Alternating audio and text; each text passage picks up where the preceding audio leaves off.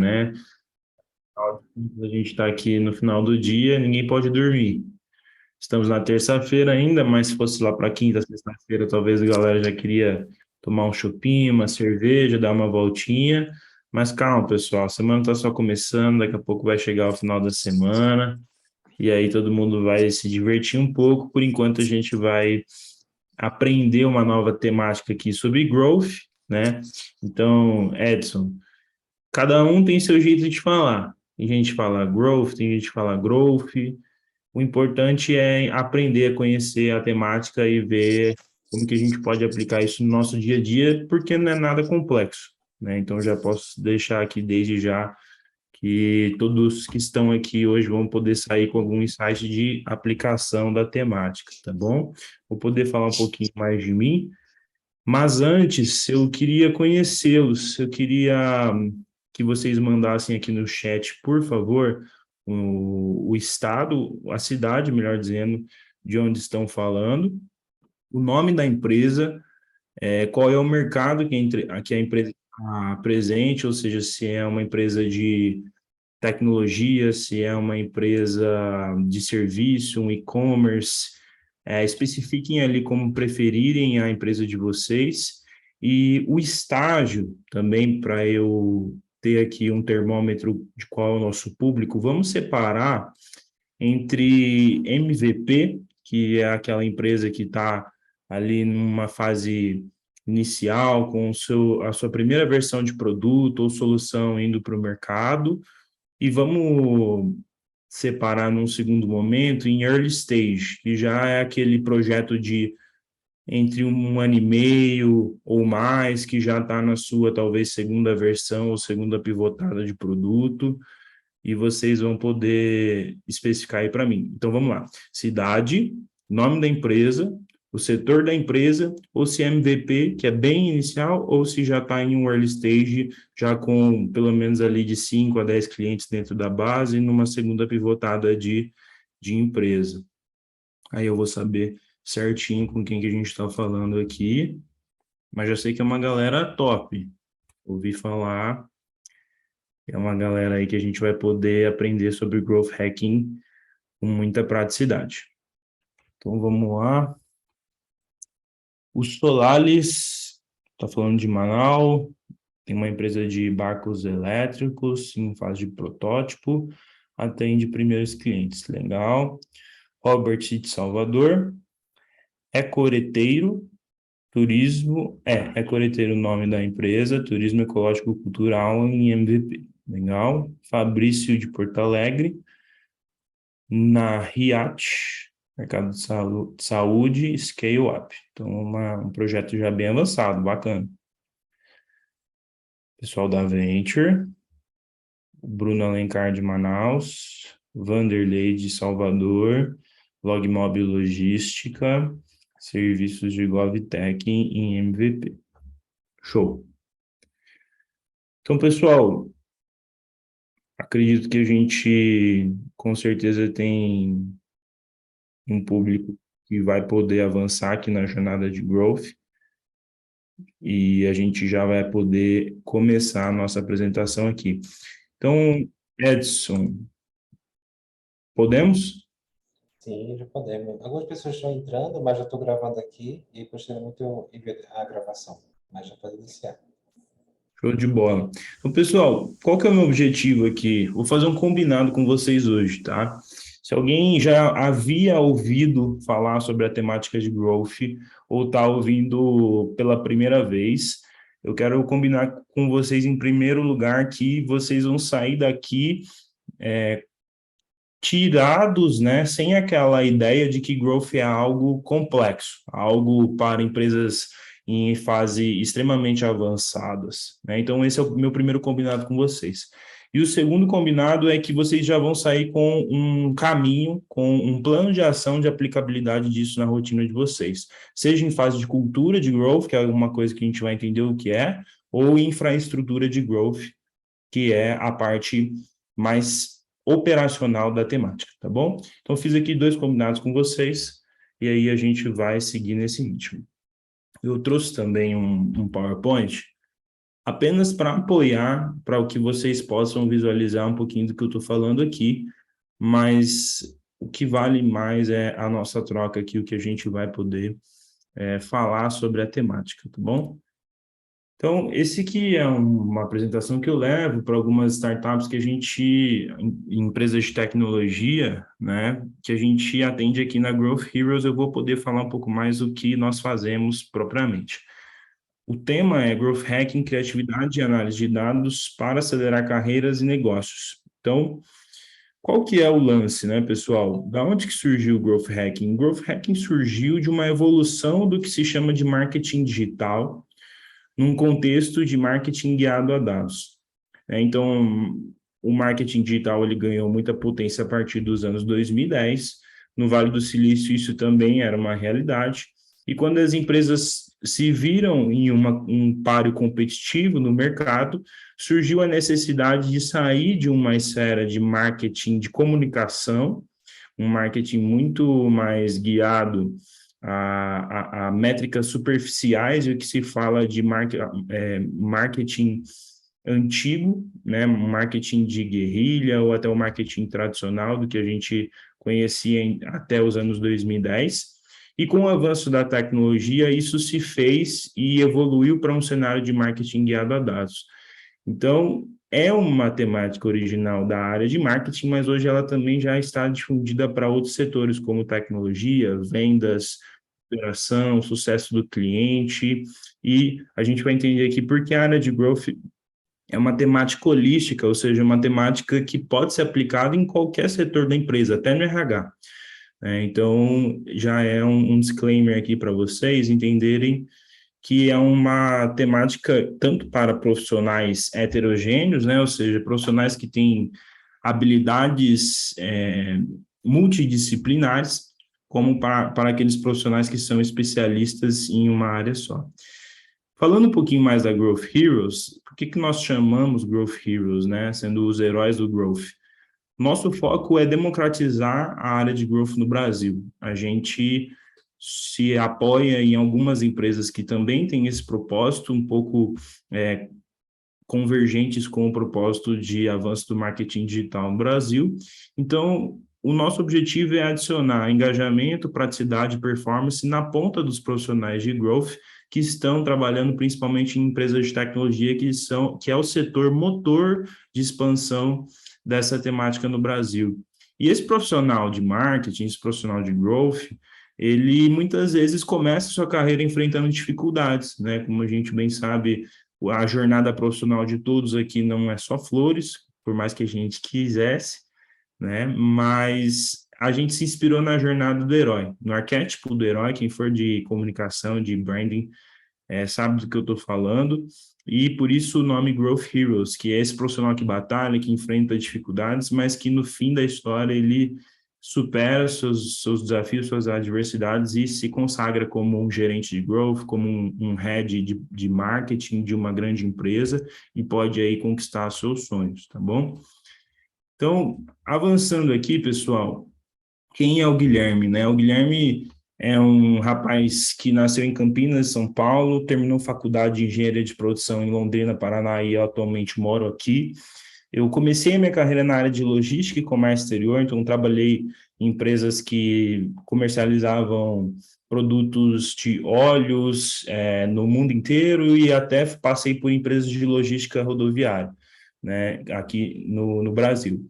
E eu estava pensando muito em logística lá, mais ou menos em 2018, quando eu estava ali em estágio um pouquinho depois do começo da minha carreira, pensando em logística e já despertando meu gosto por startups, com algumas fontes de conhecimento, despertando meu lado empreendedor, e eu quis fundar uma logtech. Na verdade, eu vi uma oportunidade de fundar uma logtech.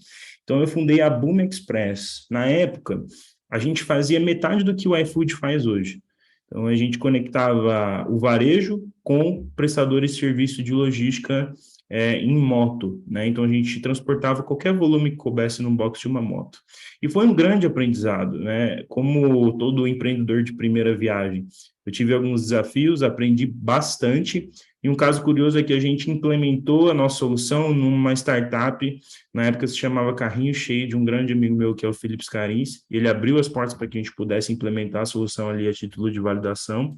E no primeiro mês, eu faturei R$ 10.000, que era 3, 4 vezes mais do que eu ganhava na empresa de logística. Aí eu pensei, pô, estourei, né? Achei aqui a mina de ouro do que eu estou fazendo, empreender é o caminho e eu vou seguir nessa batida aqui.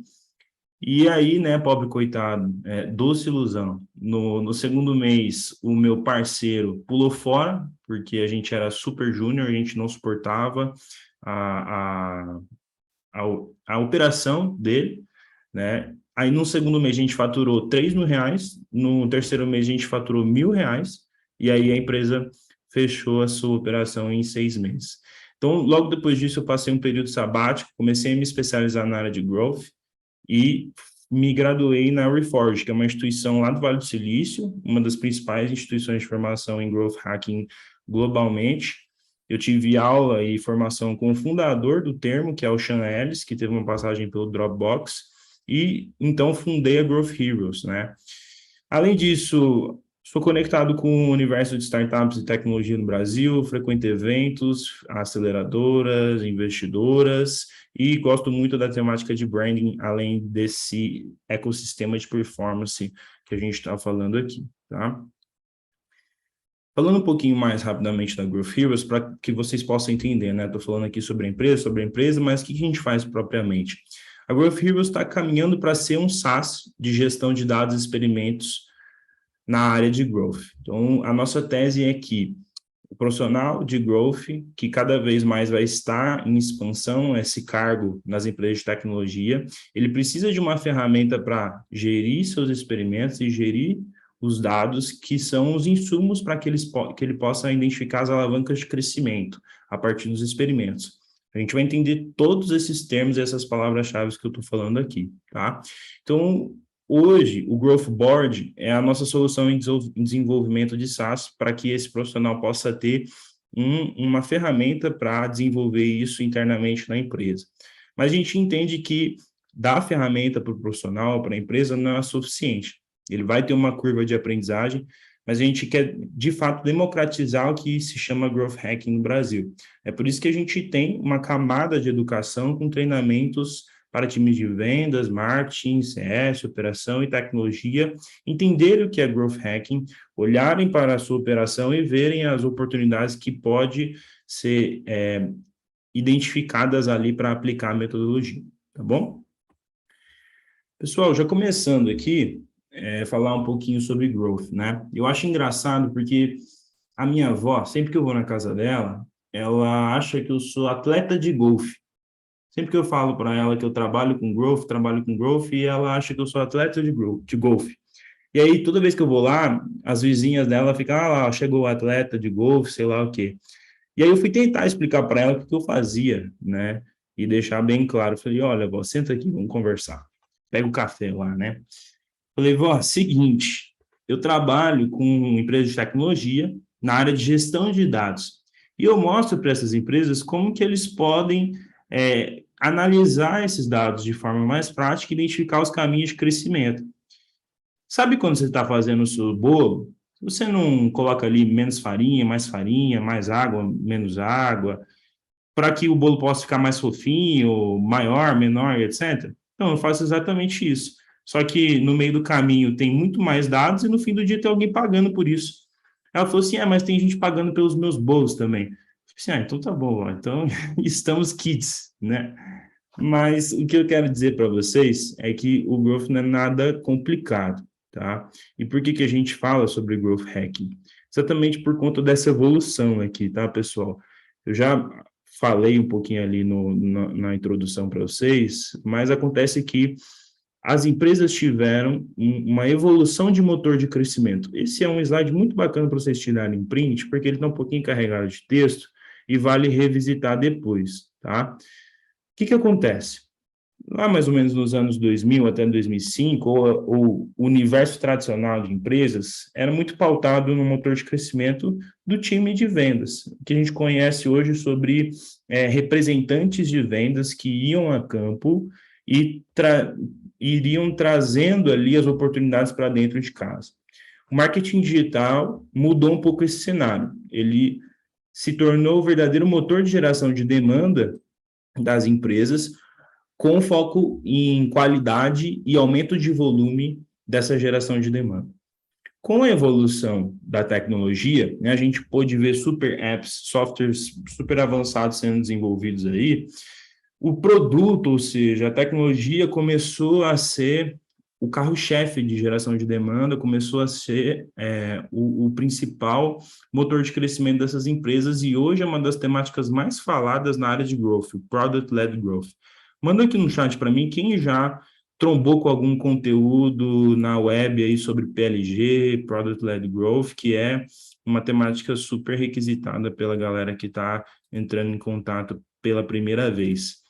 Falando um pouquinho mais desse caso aqui, a gente vai poder abordar ele com mais profundidade, mas as empresas de tecnologia caíram numa real que eu tenho certeza que quem tem um SaaS aqui, ou quem tem tecnologia como um produto a ser transacionado na empresa, se não conhecia PLG, vai se perguntar, putz, por que eu não estou operando isso na minha empresa ainda? Ou porque não fui pesquisar um pouquinho mais sobre isso, porque realmente é aquela situação. É um cenário ganha-ganha. Não tem por que não fazer, e eu vou explicar certinho para vocês, porque já. E o Community-Led Growth, que é a última alavanca de crescimento, a mais atual, muito pautado no mercado de marketing de influência, grandes comunidades engajadas, verdadeiramente centralizadas ali em figuras de autoridade, influenciadores, que vão poder movimentar e representar marcas, né? Aquela frase que fala que as marcas que não se avançarem no sentido de marketing de influência vão estar perdendo para influenciadores que se tornarem marcas, né? Então, esse sentido de evolução de alavanca de crescimento. Para quem tem um pouquinho de mistério no que a gente fala que é growth hacking, eu quero falar para vocês desde já que apenas 20% de toda a metodologia, de toda a temática, é algo que vocês não conhecem ou passarão a conhecer aqui no nosso bate-papo. E 80% está concentrado em mindset, visão e habilidades a se desenvolver. Então, o que a gente chama de framework, aquele passo a passo que é específico da metodologia, é só 20%, né, que representa um framework que se chama Pirâmide do Growth, e o outro é o Framework de Experimentos. De resto, nós encontramos análise de dados, criatividade, experimentos e sales burning como macro temáticas que vão reunir aqui a habilidade do Growth Hacker de olhar com um espectro diferenciado, ele é treinado num olhar e num mindset diferente para usar esses frameworks para desenvolver a metodologia nas empresas, tá? Aqui, um diagrama que representa, eu gosto muito, também é um slide legal para tirar print, para que vocês possam comentar com alguém quando vocês saírem do bate-papo falando assim, agora eu sei que é Growth Hacking, participei lá do workshop com o pessoal do Capital Empreendedor, e a pessoa te perguntar, mas o que é? Você fala assim, é uma área de conhecimento que une a análise de dados, mindset de crescimento, experimentos e sales branding para facilitar a evolução e o crescimento das empresas. Aí você paga de superentendido, de especialista na temática com a galera, tá? Falando um pouquinho mais do que é um experimento, pessoal, é um framework, é uma tabela, né, propriamente dizendo aqui de forma simples, que a gente vai reunir alguns parâmetros. São eles: objetivo, hipótese, responsáveis, métricas, prazo, atividades, resultados, otimizações. Mas por que a gente faz um experimento, né? Faz muito mais sentido, e para nós aqui que somos do universo de startup, essa ação e esse mindset de MVP. Mas quando a gente olha para o mercado, grandes empresas como Ambev, a Algar, Gerdau e qualquer outra grande instituição com mais de 10 mil colaboradores, as ações não possuem esse perfil de teste de validação pequeno para assim fazer a reunião dos resultados e dos dados ali e concretizar se teve sucesso ou não, e aí sim evoluir isso. Hoje já acontece um processo de transformação digital, de implementação dessa mentalidade startup nessas empresas, mas até 5 anos atrás era muito difícil ver isso acontecendo, né? E o experimento, ele tem como função guiar esse processo de teste, de validação de uma nova ação. Então, vamos supor que na empresa de vocês têm o objetivo de aumentar em 10% a porcentagem de conversão de uma landing page, por exemplo, para quem atua na ponta de marketing. E aí a gente vai desmiuçar, a gente vai trazer esses parâmetros como exemplo aqui para concretizar esse experimento. Então, a gente vai falar sobre a nossa hipótese, que é alterar a headline dessa LP como uma ação de otimização, alterando a headline que está lá no momento para outra, né, de X para Y, como eu comentei aqui. O responsável do experimento é o Guilherme, no caso, mas pode ser o growth hacker da sua empresa ou o gerente de marketing. As métricas, então aqui a gente vai analisar quais são os números envolvidos ali no ecossistema que vai ter impacto nesse experimento. Então, acessos na landing page, porcentagem de rolagem, que é o scroll, e porcentagem de conversão, também fazendo uma ressalva aqui que a métrica foco, que está lá no meu objetivo, é a que eu vou ter mais atenção no momento. Vou atribuir um prazo, eu sempre gosto de trabalhar com um experimento de 5 a 7 dias úteis no máximo, porque a gente está num ambiente de tecnologia e tudo acontece muito rápido, e também falar sobre as atividades, os resultados e as otimizações, tá? Pessoal, esse framework vai falar sobre como construir um experimento. Então, aqui é uma engenharia reversa. Eu mostrei para vocês primeiro o que é um experimento, e agora eu vou falar para vocês como vocês chegam naquela tabela de operação de experimento. Primeira coisa é entender um objetivo. Existe um método de gestão que chama método OKR, que é uma gestão baseada em objetivos e resultados-chave. Essa gestão, ela vai deixar bem claro quais são as métricas que a gente vai atingir ali no próximo trimestre, semestre ou até anualmente. Então, quando se trata de objetivo, pode ser uma métrica específica que eu determinei lá na minha elaboração da OKR, ou até um objetivo macro da empresa, por exemplo, chegar a 50 colaboradores, captar um investimento anjo, algo do tipo. O foco aqui é ter um objetivo, tá? Depois disso, eu vou mapear o que está envolvido em torno desse objetivo. Então, quais são as estruturas, quais são os processos, funis, colaboradores. É basicamente entender ali um pouquinho qual é a segunda camada de estruturas que está ali. Terceiro, eu vou elencar hipóteses, né? Aqui, a gente vai fazer uma reunião de brainstorming com o time que está responsável por esse experimento ou por esse processo de descoberta na empresa. E geralmente isso pode ser feito em um momento de descontração, num happy hour, alguma coisa. Então, Edson, fala aí para a gente, São Luís do Maranhão, né?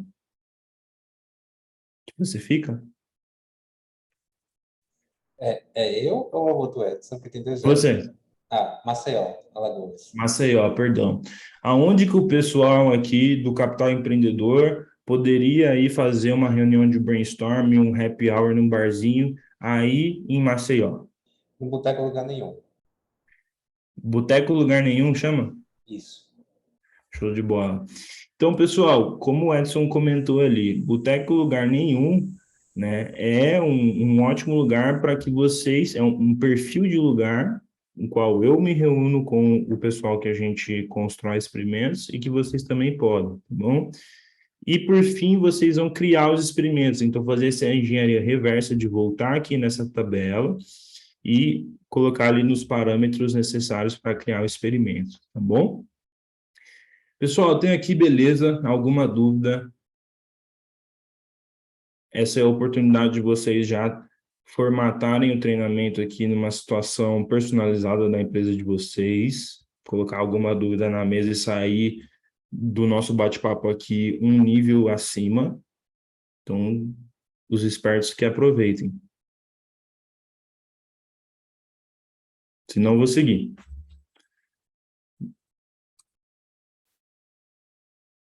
Elaine, pode falar, querida.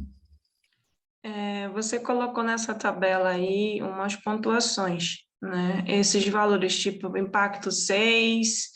Não, naquela que você estava mesmo. Depois, isso, aí, esses valores que dá esse score para ter em dados, né? Que você transforma as informações lá em dados. E você, esses valores é padrão, né? Tipo, ali onde que está o impacto 6, né? 8, 9.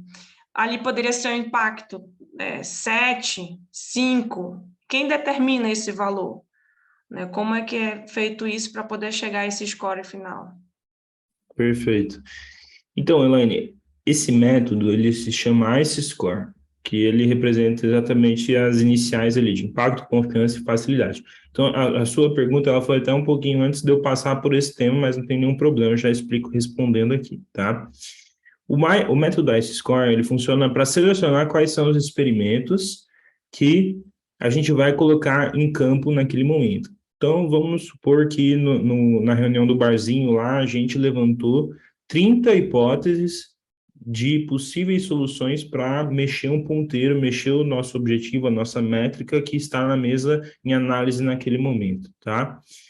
Principalmente se tiver tomado uma cervejinha a mais, as ideias elas vão além, né? Mas a gente precisa colocar tudo numa capacidade operacional realizável aqui para nossa empresa. Pode ser que tenha só um growth hacker ou só um gestor, um único founder, né?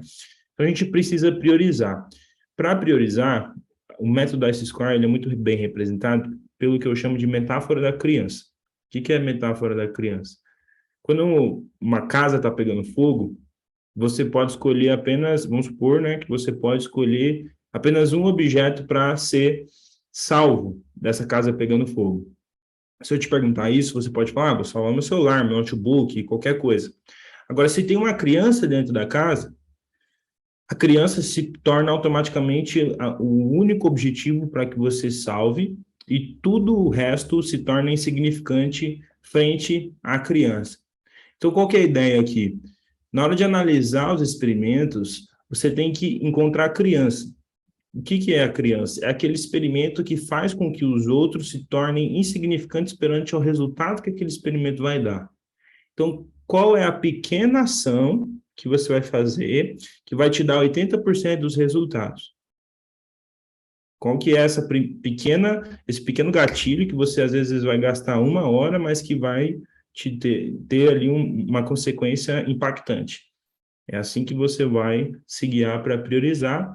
E o S-Score que respondeu a sua pergunta, ele vai ser uma nota de 1 a 10, tá? Então, você vai elencar aqui uma nota para impacto e depois vai tirar a média.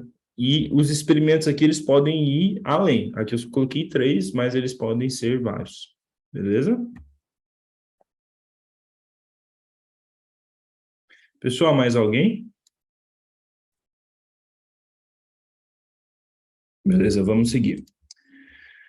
Quando vocês começarem a pesquisar sobre growth hacking na web, muito provavelmente vocês vão se deparar com esse T-Shape, que é um framework que deixa claro quais são todas as áreas de conhecimento pertencentes à competência de um growth hacker. Ou seja, quando esse profissional está operando no seu dia a dia, ele perpassa por essas áreas. Aí você olha isso e fala assim, pô, ferrou, meu. Growth hacking jamais será para mim. É uma área com muitas disciplinas complexas e isso aqui não vai servir para mim. E, na verdade, esse framework é só um guia. E eu deixo separado aqui para vocês quais são as áreas que, num estágio júnior e pleno, um growth hacker deve conhecer num nível intermediário. É aquele profissional que, se tiver um conhecimento intermediário nessas áreas que eu circulei em roxo, até para quem vai contratar um growth hacker, entender se ele conhece essas áreas de conhecimento aqui. Porque aí sim você começa a se tornar um profissional heterogêneo. O que é um profissional heterogêneo? É um profissional que tem um conhecimento amplo e superficial em algumas competências, mas que é especialista em algumas delas, que é muito bom em algumas delas. E é o que vai, no fim do dia, fazer esse profissional tirar a empresa do cenário medíocre ali, ou seja, da linha média. Essa caixinha que está em maior destaque aqui na linha vertical do T, que está escrito sobre marketing de conteúdo e life cycle marketing, né, que é sobre o ciclo de vida desse usuário no funil de marketing, pode mudar. Dependendo do contexto da empresa, esse T-shape ele cabe muito bem para uma empresa de educação, que vai estar muito pautado em conteúdo e em ciclos de marketing.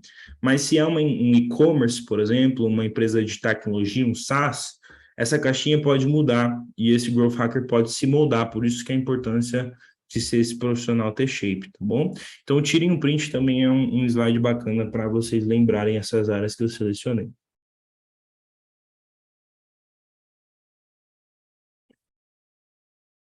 Pessoal, no futuro, todas as empresas que estão aqui, eu espero que cresçam, né, que vocês realmente identifiquem os canais de tração do negócio de vocês, e vocês vão atingir um patamar de construir o time de growth de vocês, ou construir o time de marketing guiado a dados de vocês, tá?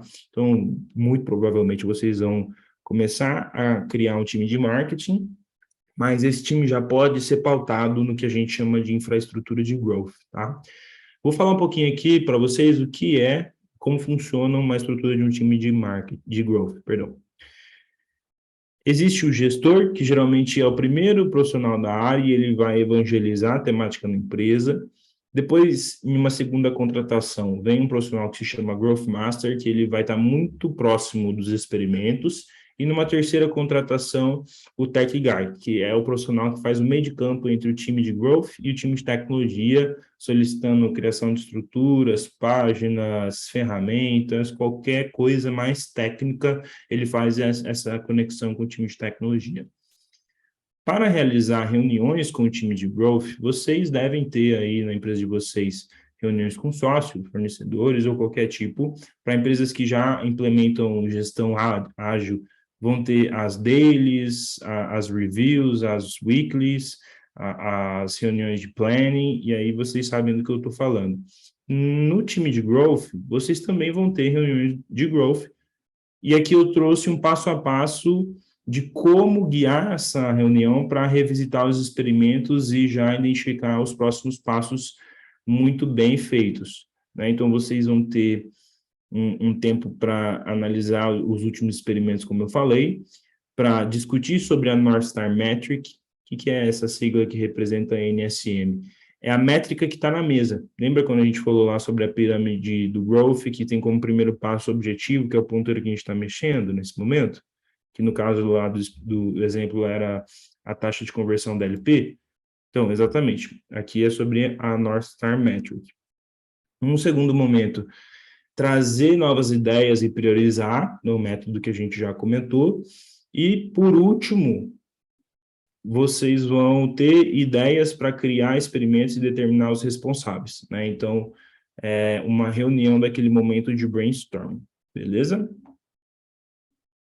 Pessoal, daqui para frente, a gente vai entender o que é o PLG, né? Eu comentei com vocês que é uma temática super destaque na área de growth, é um conceito que, se vocês jogarem na web, está sendo produzido muito conteúdo sobre ele, e eu vou explicar aqui para vocês porque que eu falei que as empresas de tecnologia vão se questionar porque ainda não estão praticando isso, tá? O que é o PLG? É o Product Led Growth, que é uma metodologia onde iremos abaixar o nível de adesão do nosso produto, ou seja, abaixar a barreira de contato do usuário com o produto no primeiro momento, né? E aqui eu cito o Canva para vocês, uma ferramenta muito bem usada por todos aí, já devem ter acessado, para você criar o seu primeiro design no Canva, Basta você fazer um cadastro, acessar ali algumas 3 ou 4 páginas, você já está criando o seu design. Então, essa é a ideia, é abaixar as barreiras, o atrito de contato inicial desse usuário ali, para que ele chegue no momento de atribuição de valor o mais rápido possível. Quais são os benefícios disso? Uma empresa que pratica PLG possui a oportunidade de mapear a usabilidade do usuário no produto, então eu sei o passo a passo que ele está avançando, se ele parou por alguma dificuldade, eu sei qual foi o tipo de resultado que ele teve, e eu começo a me munir ali, tanto de informação de lead, né, usando ali o meu produto como uma ferramenta isca para conversão de lead, mas também de gatilhos de conversão, para eu fazer práticas inbound, como eu estou citando nesse ciclo aqui, para fazer esse usuário sair de um ticket baixo ou até zero, no caso de um plano free, e fazer um upgrade.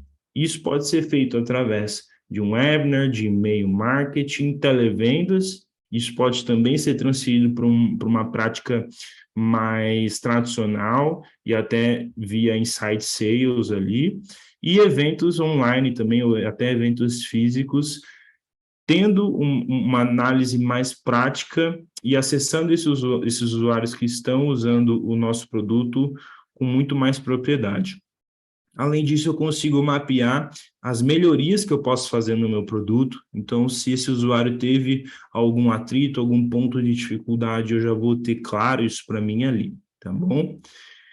No fim do dia, algumas empresas estão aplicando PLG. Eu trouxe aqui para vocês a Dollar Shave Club, Dropbox e o Nespresso como cases para a gente analisar, tá bom? Vamos lá, gente, bora. Estão todos comigo? Vamos analisar esses casos aqui?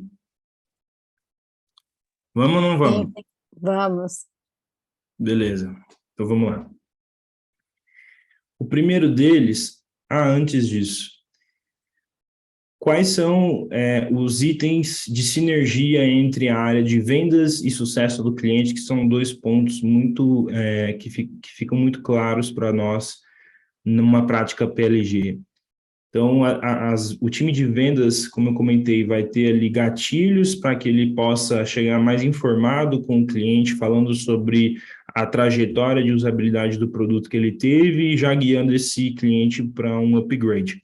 E o time de sucesso do cliente vai saber exatamente se esse cliente chegou no momento de atribuição ou não, de valor, e quais são as ferramentas ou os pontos de melhoria do produto, tá? Agora sim, vamos falar sobre a Dollar Shave Club, que foi um case americano de um e-commerce de lâminas de barbear inicialmente, depois eles ampliaram o leque de produtos deles, aí abordando um leque de produtos de cuidados para o homem.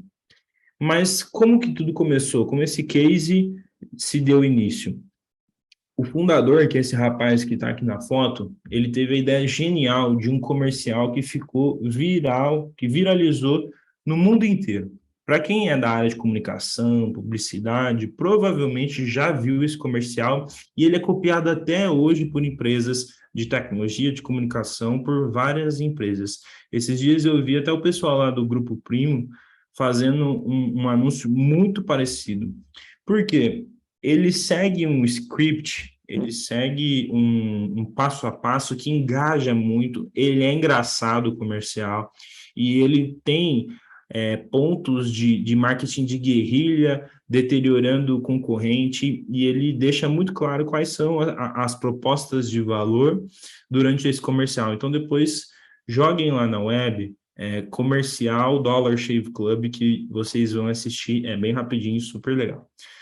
E aí, através desse comercial, eles criaram uma máquina de aquisição de usuários, novamente, com uma barreira muito baixa de entrada no produto deles ali, que a plataforma também permitia um alto nível de personalização. Então, qual que era o jogo deles? O jogo deles era o jogo da recorrência. Eles focaram muito em ter um maior número de usuários, pagando um FII mensal ali, mas que eles pudessem ter uma longevidade de assinatura. Então, para isso, eles facilitavam a jornada desse usuário, permitindo com que ele personalizasse o kit que ele ia receber a cada mês ali ou a cada 2 meses. Eles fizeram uma barreira, né, de entrada baixa de apenas $30 por mês. Eles trabalhavam o branding muito bem, trabalham até hoje, além de tecnologia e marketing de guerrilha muito bons, como eu comentei aqui. E aí, abordando esse tema de recorrência, uma prática que eu vi nesse case que eu gostei bastante é que o cliente, numa intenção de cancelamento, ou seja, ele recebeu ali o primeiro kit, recebeu o segundo e não gostou muito, vai cancelar. Ao invés da plataforma permitir com que ele cancelasse, ela fazia uma sugestão: olha, você não quer dar uma pausa? Você não quer aqui deixar de receber esse kit no próximo mês e depois você faz a avaliação com esse desconto nessa próxima mensalidade aqui? E aí sim, os usuários também teve uma grande porcentagem ali que não queria cancelar. Depois sentiu falta do produto e manteve a sua assinatura. O que eu quero que vocês peguem aqui? Né? Quando a gente analisa essa situação, primeira pergunta que pode vir: poxa, Guilherme, mas como que eu vou fazer um comercial de televisão que vai ficar viral mundialmente? Né? Como que eu vou ter essa prática que a Dollar Shave teve? Ou como que eu vou deixar o meu ticket a R$0 ou uma barreira muito baixa de entrada ali? São algumas perguntas que surgiram para mim também quando eu estava estudando isso. A ideia aqui, pessoal, da análise de estudo de caso é pegar o fundamento da ferramenta, é pegar o fundamento da ação. O que eu quero que vocês entendam? O comercial viral nada mais foi do que uma ferramenta de atração de usuários que teve um impacto grande, uma atenção grande, logo eles conseguiram adquirir muitos contatos a baixo custo. Num cenário real nosso, a gente pode usar diferentes formatos de produção de conteúdo que estão ao nosso alcance. Se a gente tiver uma pequena mudança, lembra daquilo que eu falei sobre uma pequena ação que já pode mudar o jogo para você? Quando a gente sai de 10 visualizações e vai para 100, já é um grande aumento. Então, a gente pode se enganar por essa falsa necessidade de uma viralização. Mas se a gente aumentar ali 200%, 300% do nosso resultado, isso já pode soar como um grande impacto no nosso negócio. Então, não é um comercial viral que a gente está buscando aqui, tá? É um impacto 2, 3 vezes maior. E a baixa barreira de entrada também. Eu também sugiro com que vocês façam uma análise de pricing muito bem estruturada, porque negócios com um ticket muito baixo aqui no Brasil, existem exceções, mas salvo os casos, eles podem passar por uma curva muito longa e esse negócio ele corre um risco de não parar de pé, porque ele só se sustenta com 1.000 usuários dentro da base, pagando uma mensalidade de R$29,90 ali por mês. Então, é muito importante tomar cuidado com esse ponto de influência, de baixas mensalidades, porque a gente pode cair nessa armadilha de deixar com que o nosso negócio não pare de pé, e não é o ideal, né? Na verdade, a gente quer fugir disso, tá? Então, não tenham medo de cobrar também. Atribua um preço que vai fazer valer a pena, que vai cobrir os custos e fazer o negócio crescer, que com certeza, ajustando os pontos ali, vocês vão ter pessoas dispostas a pagar por isso, tá? Vamos passar para o nosso próximo e segundo caso de estudo, é o Dropbox. Dropbox, como eu comentei com vocês, foi a empresa onde o Sean Ellis, que é fundador da temática de Growth, criou uma campanha de Member Get Member que representou o momento de criação do que a gente entende que é Growth Hacking hoje. Então, na época, o Sean, ele criou uma lista de fãs da marca e de usuários que participaram de uma gamificação. Então, esses usuários que cumpriam certas ações eram premiados. Essa premiação era muito bem reconhecida pela comunidade, e isso fez com que os próprios usuários, ao indicarem outros, também iam receber prêmios nessa plataforma. Então, isso fez com que o Dropbox crescesse 3.900%, ali como a gente está vendo nos números, em 15 meses. Novamente, um case que representa muito bem uma curva exponencial de crescimento, mas aqui vale uma ressalva. As campanhas de Member Get Member, elas são ideais para negócios que já concluíram, né, já tiveram ali muito claro que o produto é um must-have. O que é um produto must-have? É um produto que, se deixasse de existir, o usuário ficaria muito chateado. Ou seja, é um produto que se tornou fundamental na rotina do usuário. E vocês podem saber isso, saber essa informação em contato com a base de usuário de vocês, com a comunidade de clientes de vocês, através de uma pesquisa que se chama Pesquisa MHS, que é a Must Have Research. Então, depois pesquisem lá, pesquisa MHS, que é como se fosse uma pesquisa de NPS, que ele vai falar sobre isso. Então, vocês vão ter um score lá que vai representar para vocês se a campanha de indicação vale. Porque se a gente não tem um produto validado, que é certeza que atribui valor para a nossa comunidade de clientes, pedir uma indicação é colocar água num balde furado, né? Então, a gente pode trocar aqui a ordem das ações. Mas, voltando aqui no caso do Dropbox, eles tiveram esse case de viralização através da gamificação, através da campanha Member Get Member, e lógico, a campanha de indicação não faz milagre. Eles tinham um ótimo produto, uma tecnologia super necessária e de altíssima performance por trás, tá? Trazendo para um caso mais recente, foi o case da Nespresso. Eles fizeram também um jogo de recorrência, muito mais pautado em marketing-led growth, no caso aqui, né? A gente estava analisando cases de PLG, agora analisando um case de MLG. Por quê?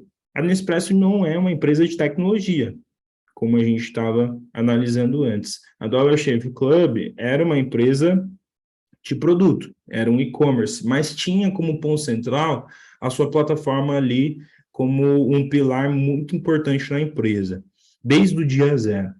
A Nespresso não foi assim. Eles começaram com um ponto central da empresa como produto, como o seu café numa versão que nem era cápsula, e depois evoluíram numa alavanca de tecnologia, fazendo o jogo na recorrência.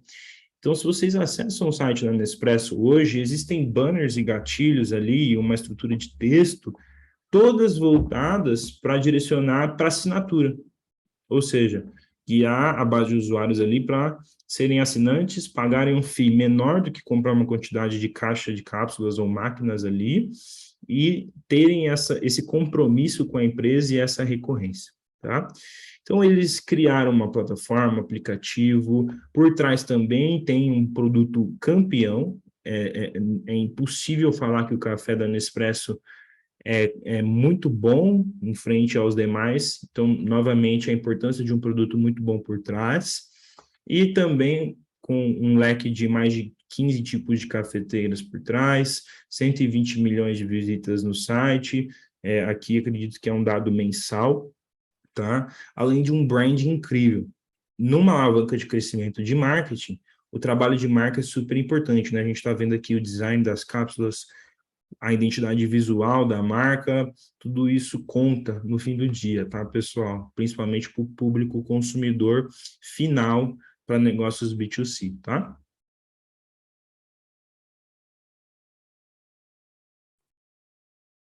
Vamos falar um pouquinho agora sobre 7 erros comuns que eu cometi, alguns deles que vocês não vão precisar cometer, porque a gente vai falar sobre eles aqui e vocês também vão poder tirar um print aqui para analisar isso com calma depois e ter essa atenção redobrada.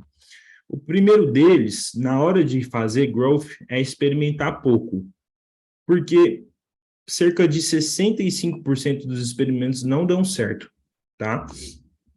Aí pode surgir a dúvida, Guilherme, mas a gente vai criar toda uma operação para falhar? Não, na verdade, a pergunta é por que não chegar nesses experimentos que falham? né? Porque a gente entender a realidade de que a gente tem um negócio, tem um processo e ele vai ficar parado ali sem criar experimentos. A gente tem que criar e pensar em alternativas para melhorar 10%, 15% de todas as ações que estão rodando no nosso negócio. Então, não existe por que não praticar growth e experimentar pouco é um problema. Quanto pouco, Guilherme?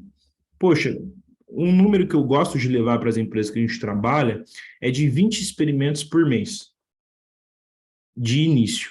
Você vai ter ali uma média de experimentos rápidos, experimentos um pouquinho mais demorados. Alguns vão ter duração de 3 dias, outros vão levar ali 5, 7 dias numa sua primeira versão. Então, eu gosto de trabalhar com esse número e sempre que possível aumentar. Existe um case nacional aqui, que é a Booking.com, que rodam-se 200 experimentos por semana, tanto em tecnologia quanto em ações de marketing, porque eles têm um time de growth de mais de 30 pessoas, então eles realmente levam isso como uma alavanca central do negócio. Então, experimentar pouco é um erro. Próximo erro, escalar experimentos que não confirmaram prosperidade. Aqui eu trago um case prático que eu mesmo cometi e que algumas empresas que eu entrei em contato também passaram por isso. Vamos pegar o cenário de prospecção outbound manual. Quando a gente pega ali o LinkedIn, por exemplo, uma ferramenta de conexão B2B, né, muito bem usada para vendas. Enviar 10 mensagens por dia é moleza. Isso pode ser feito sem ferramenta facilmente. E aí a gente pode fazer um experimento pautado nesse indicador de 10 mensagens por dia e chegar no fim do experimento como um experimento que teve sucesso. Mas quando a gente compara isso com o nosso OKR, ou seja, os nossos objetivos, a gente vê que 10 mensagens por dia não é o suficiente. Eu preciso mandar 50, talvez, 80. E aí sim eu preciso escalar esse experimento, ou seja, eu preciso aumentar o volume dele. E aí sim a parametrização, a modelagem de experimento já não se conclui. Já começa a ficar inviável mandar um alto volume de mensagens por dia ali. Então, escalar experimentos que não confirmaram prosperidade é um problema, é preciso ser feito uma previsão de volumetria para que vocês possam prever essas situações em larga escala, tá? Não documentar os experimentos, né? Eu sempre falo, pessoal, a internet, ela possibilitou, a tecnologia possibilitou a gente fazer muita coisa boa, né? Possibilitou a gente colocar várias ações em campo simultaneamente, mas também permitiu que a gente ficasse um pouco negligenciasse ali algumas ações, como não documentar os experimentos ou deixar com que alguns não fossem dado a devida atenção ali. Então, criar um backlog de soluções ali, uma lista, pode ser no Notion, pode ser no Excel, pode ser no bloco de notas, pode ser até no caderno. Independe a ferramenta. O importante é vocês criarem um playbook de experimentos do negócio de vocês ali, porque cada experimento que deu falha serve como aprendizado para o próximo. E aí, quando você tiver 6 meses de aplicabilidade de growth no seu negócio, você vai estar revisando experimentos que você pode separar ali no seu documento por etapa do funil, por competência, por trimestre, e aí depois você consegue rever as ações e falar, putz, eu falhei nesse experimento por isso, aprendi isso, então nesse aqui eu já vou fazer diferente. Então, não documentar é um grave erro. Copiar e colar experimentos, né, como eu comentei, vir aqui nos cases que a gente analisou e ver que Member Get Member é uma campanha que estoura, ou fazer ali um comercial é alguma coisa que estoura, e copiar e colar não é legal, né? É preciso entender o nosso cenário. Não alinhar com o gestor que haverá um período de experimentação. Uma situação um pouquinho mais presente nas empresas, tá, pessoal? Geralmente, quando um Growth Hacker é contratado, nos primeiros 6 meses, 1/4 aproximadamente, pode variar para 1/5 ou um pouquinho mais, do tempo desse profissional vai ser direcionado para experimentos de novas descobertas, ou seja, um pensamento fora da caixa, de ações conectadas com o time de tecnologia, talvez, com o time de vendas, ações com novos produtos, novas ferramentas, um pouco mais, vamos falar, ousadas, para que esse profissional possa descobrir novas alavancas de crescimento. É uma das funções do Growth Hacker. E quando o gestor vê, talvez ali um quarto ou um quinto do tempo desse profissional sendo direcionado a isso, e isso não está muito bem alinhado, pode gerar um conflito. Então, vocês como gestores já saibam que esse profissional ele vai ter o tempo dele de pensar fora da caixa ali. Experimentos com alto nível de complexidade, né? Então, bem auto-explicativo aqui. Se for necessário deixar esse experimento lá no time de tecnologia, desenvolvendo uma nova feature por muito tempo, pode ser um problema. E, por fim, não ser obcecado por análise de dados, que é, na minha opinião, o erro e o maior conselho que a gente pode ter aqui, né? Eu acredito que tem aquela frase que fala: a gente confia em Deus, os demais precisam trazer os números. Né? Então, a gente está presente no mercado de tecnologia guiado a dados, num cenário que o marketing já não é mais marketing de comunicação, e sim marketing guiado a dados. Então, vocês podem abrir hoje o Instagram de vocês e irem lá na aba de Analytics, na ferramenta, e ver qual publicação teve o melhor resultado, o melhor engajamento, e já a partir de uma análise simples ali, entender o melhor formato de post para vocês. Podem analisar por dias da semana, por feed, stories, carrossel, reels, qualquer tipo de coisa, tá? É necessário ter uma afinidade e namorar os relatórios ali diariamente, tá bom? Finalizando aqui já, pessoal, acredito que é o nosso último slide.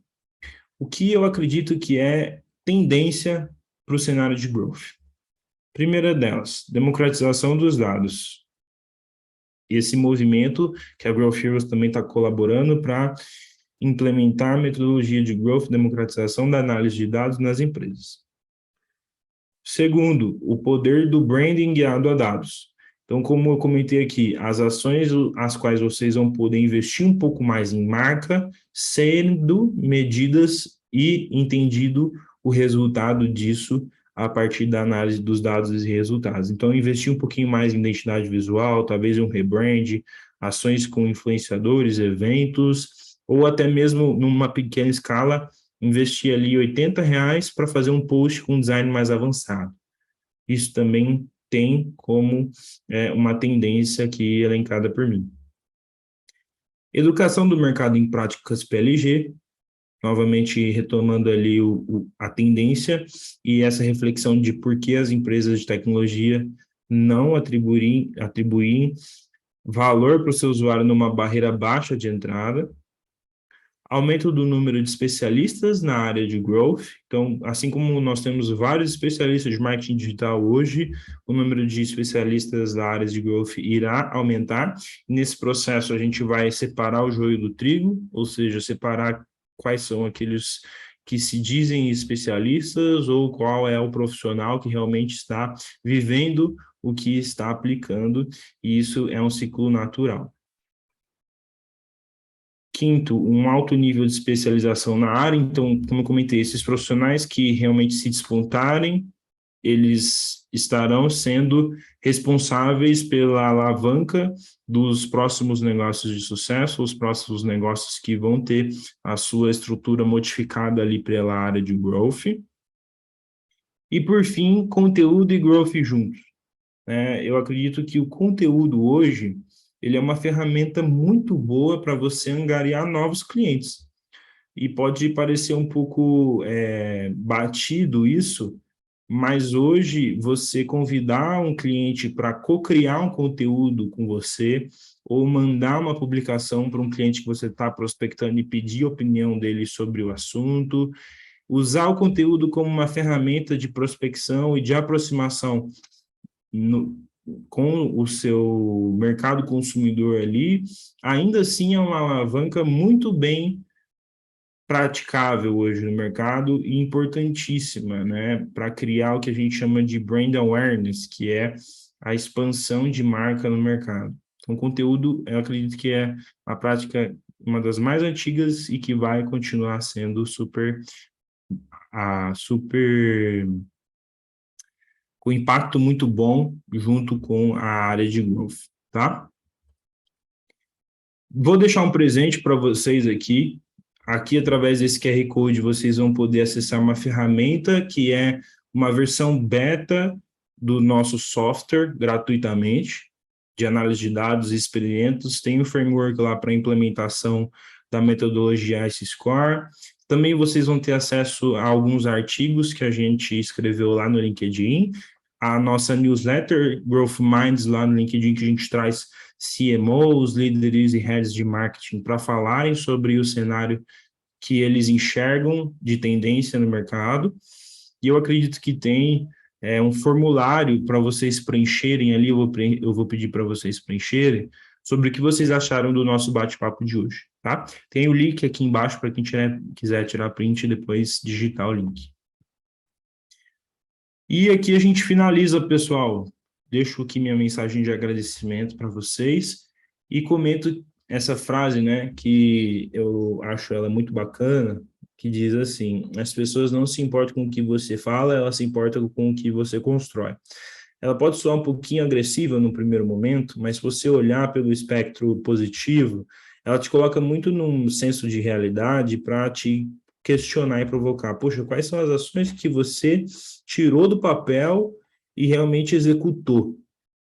Eu fortemente acredito que o verbo não é planejar, que o verbo não é pensar, e sim o verbo é executar.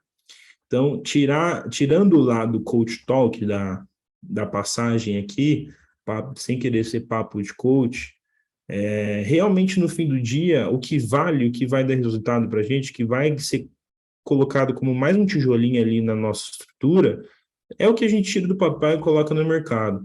E eu gosto muito dessa prática executora. Eu passo muito mais tempo executando ações que eu planejei pela metade do que não executando, ou executando menos ações completamente estruturadas e lapidadas até o fim.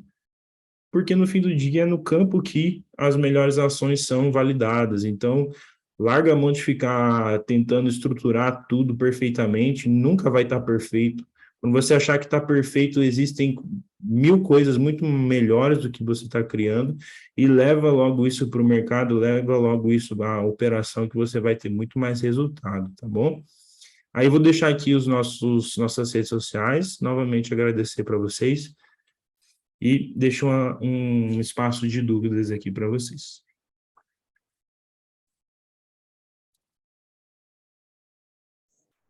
Obrigado, Guilherme, pelo compartilhamento dos conteúdos, foi muito bem legal. Eu já tenho ouvido falar, mas agora ficou mais claro como isso traz benefícios para o dia a dia de qualquer negócio, seja ele MEI, ME, startup, qualquer um.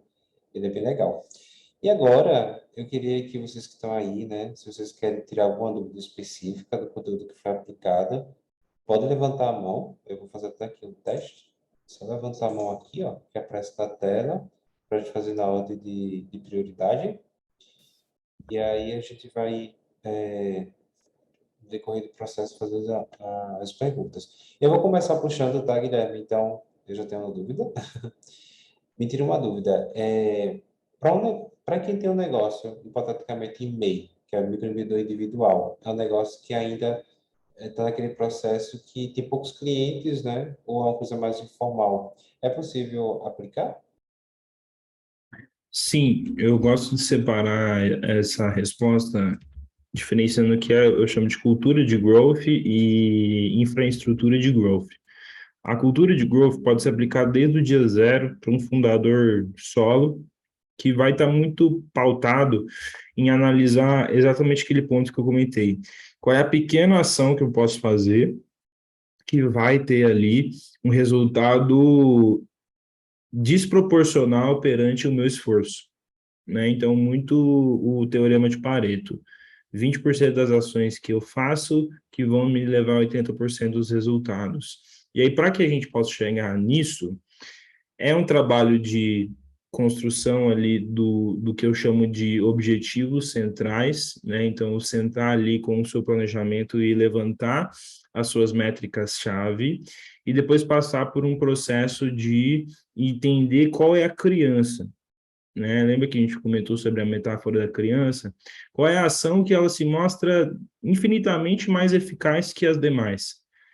A partir dali, como fundador só um negócio pequeno, você já consegue ir trabalhando seu mindset e colocando a campo ações e documentando um pouco já pautado em o que a gente chama de growth desde o dia zero, tá bom?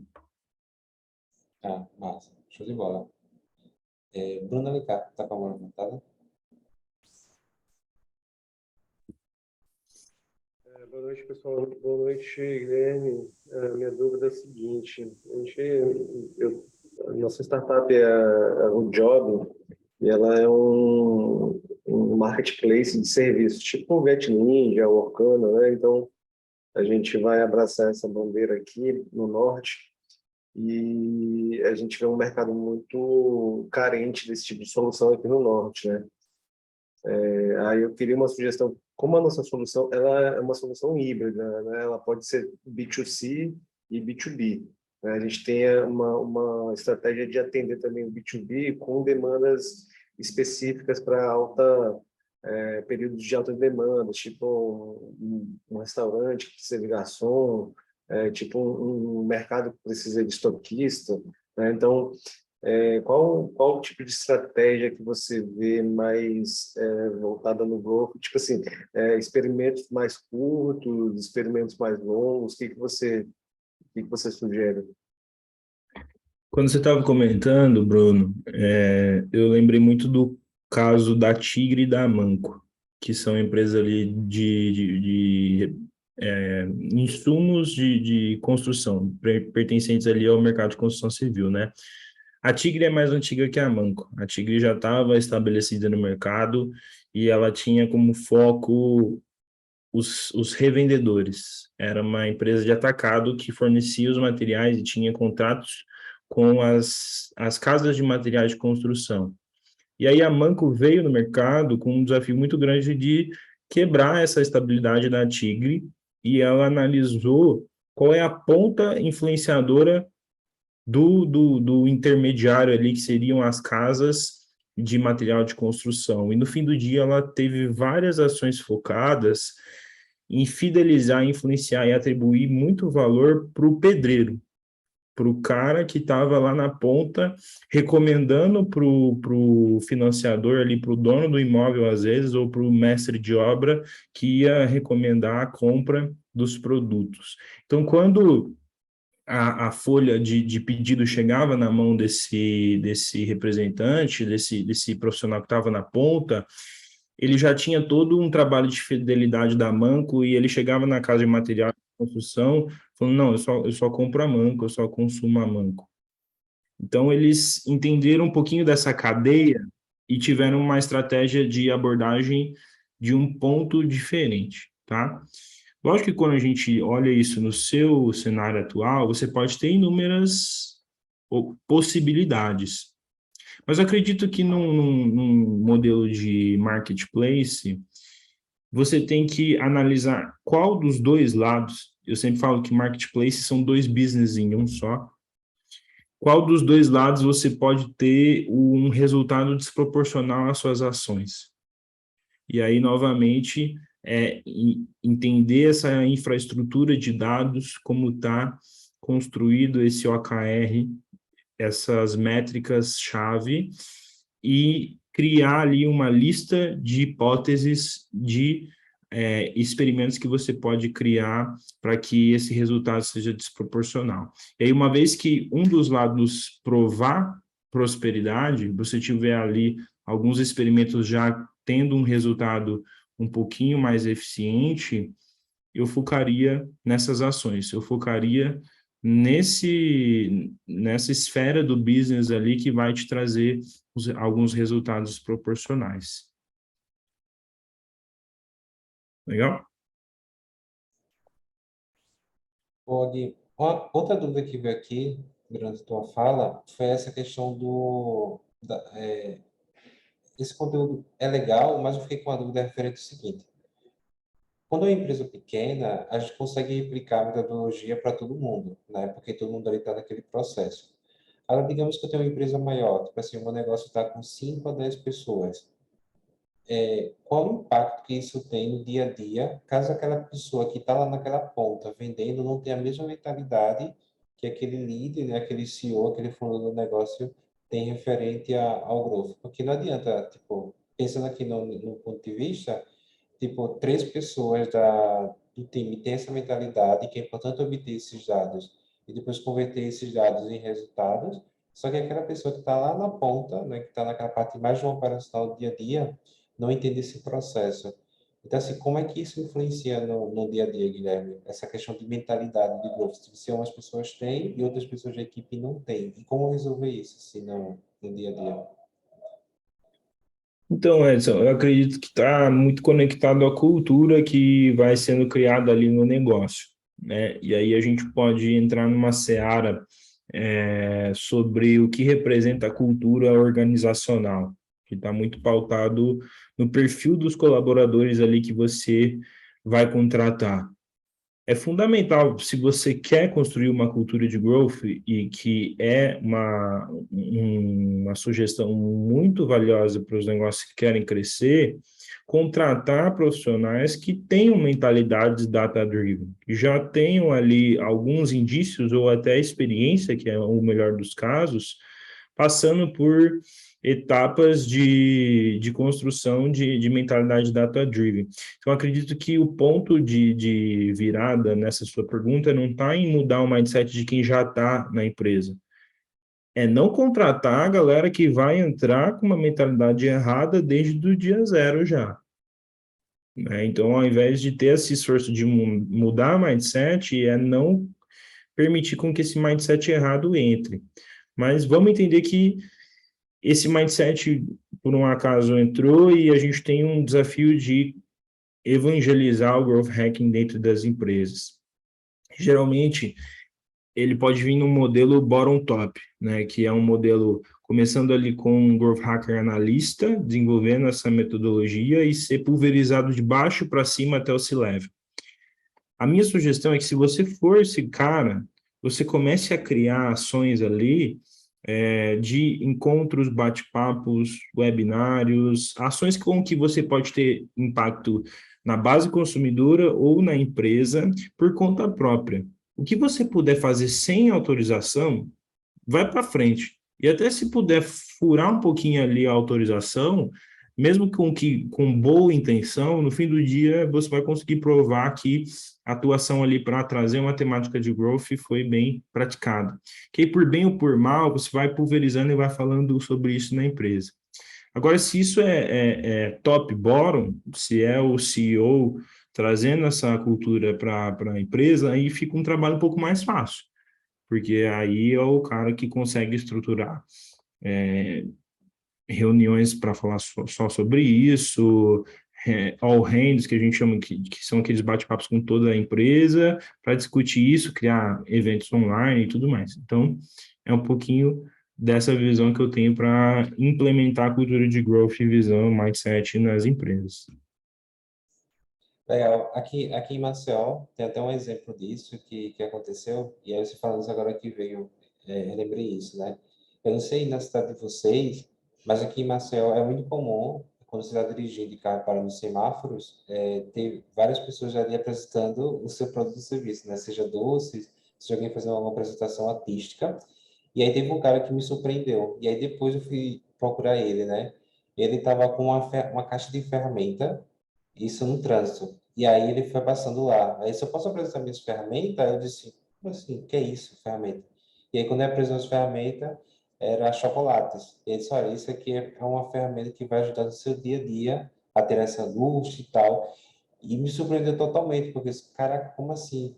E aí foi aí você fala desse ponto aqui, aí eu pensei o seguinte, por que será que ele criou uma coisa bem diferente, né? E, tipo, botar uma ferramenta não faz sentido, mas ele criou uma linha de raciocínio, já que pensando que, tipo, sempre no trânsito vai ter aquelas pessoas fazendo a mesma coisa, e você já tá chato, tipo, não quer abaixar o vídeo e tal. E aí ele pegou esses dados, né, de certa forma, e converteu de uma forma mais criativa, né?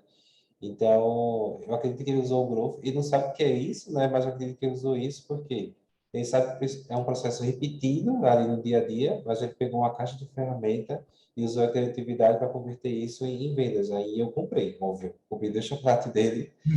Tá até bom o chocolate, mas ele me convenceu mais pela forma de usar de abordagem, foi incrível, né? Então, eu acho que é muito disso também, né? Essa percepção de ter um pouco de criatividade, tipo, pegar um dado que já existe e como converter isso em uma forma bem criativa. Então, você falando isso, eu lembrei desse caso aqui. Perfeito. Uma ressalva que eu deixo é que algumas ações que eu falei aqui, você até pode já estar praticando. Você até pode já praticar growth e não ter conectado isso com a metodologia. Agora, a tua missão é dar nome a isso, porque é muito importante quando a gente conecta a ação com a metodologia e descobrir as demais ações. Mas é muito bacana esse cenário, sim, Edson.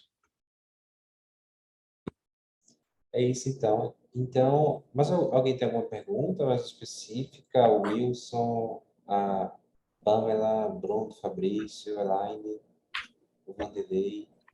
Se temos alguma pergunta? Nenhuma. Do fundo do coração. Hum.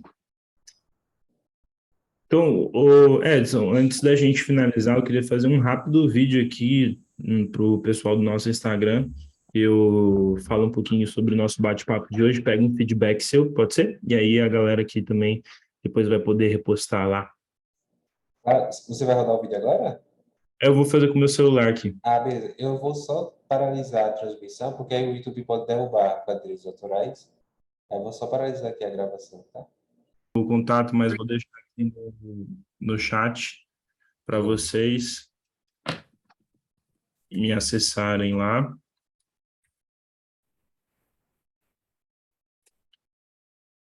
É isso aí, pessoal.